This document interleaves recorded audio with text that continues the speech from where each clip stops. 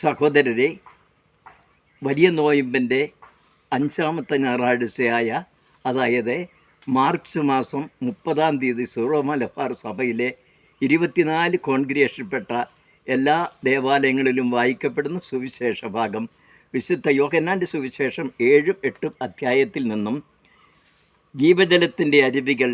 തിരുനാളിൽ അവസാനത്തെ മഹാദിനത്തിൽ യേശു എഴുന്നേറ്റ് നിന്ന് ശബ്ദമുയർത്തി പറഞ്ഞു, ആർക്കെങ്കിലും ദാഹിക്കുന്നെങ്കിൽ അവൻ എൻ്റെ അടുക്കൽ വന്ന് കുടിക്കട്ടെ. എന്നിൽ വിശ്വസിക്കുന്നതിൻ്റെ ഹൃദയത്തിൽ നിന്നും വിശുദ്ധ ലിഖിതം പ്രസ്താവിക്കുന്നത് പോലെ ജീവജലത്തിൻ്റെ അരുവികൾ ഒഴുകും.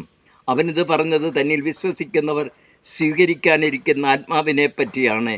അതുവരെയും ആത്മാവ് നൽകപ്പെട്ടിട്ടില്ലായിരുന്നു, എന്നാൽ യേശു അതുവരെയും മഹത്വീകരിക്കപ്പെട്ടില്ല. യേശു വീണ്ടും അവരോട് പറഞ്ഞു, ഞാൻ ലോകത്തിൻ്റെ പ്രകാശമാണ്. എന്നെ അനുഗമിക്കുന്നവൻ ഒരിക്കലും അന്ധകാരത്തിൽ നടക്കുകയില്ല, അവന് ജീവൻ്റെ പ്രകാശമുണ്ടായിരിക്കും. അപ്പോൾ പരിസേയർ പറഞ്ഞു, നീ തന്നെ നിനക്ക് സാക്ഷ്യം നൽകുന്നു, നിൻ്റെ സാക്ഷ്യം സത്യമല്ല. യേശു പ്രതിവചിച്ചു, ഞാൻ തന്നെ എനിക്ക് സാക്ഷ്യം നൽകിയാലും എൻ്റെ സാക്ഷ്യം സത്യമാണ്.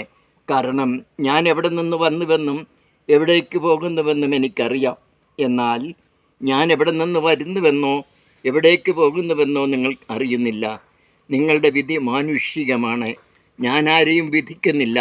ഞാൻ വിധിക്കുന്നെങ്കിൽ തന്നെ എൻ്റെ വിധി സത്യമാണ്. കാരണം ഞാൻ തനിച്ചല്ല, എന്നെ അയച്ച പിതാവ് എന്നോട് കൂടെയുണ്ട്. 2 പേരുടെ സാക്ഷ്യം സത്യമാണെന്ന് നിങ്ങളുടെ നിയമത്തിൽ തന്നെ എഴുതിയിട്ടുണ്ടല്ലോ. എന്നെക്കുറിച്ച് ഞാൻ തന്നെ സാക്ഷ്യം നൽകുന്നു, എന്നെ അയച്ച പിതാവ് എന്നെക്കുറിച്ച് സാക്ഷ്യം നൽകുന്നു. അപ്പോൾ അവർ ചോദിച്ചു, നിൻ്റെ പിതാവ് എവിടെയാണ്? യേശു പറഞ്ഞു, നിങ്ങൾ എന്നെയാകട്ടെ എൻ്റെ പിതാവിനെയാകട്ടെ അറിയുന്നില്ല. എന്നെ അറിഞ്ഞിരുന്നെങ്കിൽ എൻ്റെ പിതാവിനെയും അറിയുമായിരുന്നു. ദേവാലയ ഭണ്ഡാര സ്ഥലത്ത് പഠിപ്പിച്ചു കൊണ്ടിരുന്നപ്പോഴാണ് അവനിതെല്ലാം പറഞ്ഞത്. എന്നാൽ ആരും അവനെ പിടിച്ചില്ല, കാരണം അവൻ്റെ സമയം ഇനിയും വന്നു ചേർന്നിട്ടില്ലായിരുന്നു.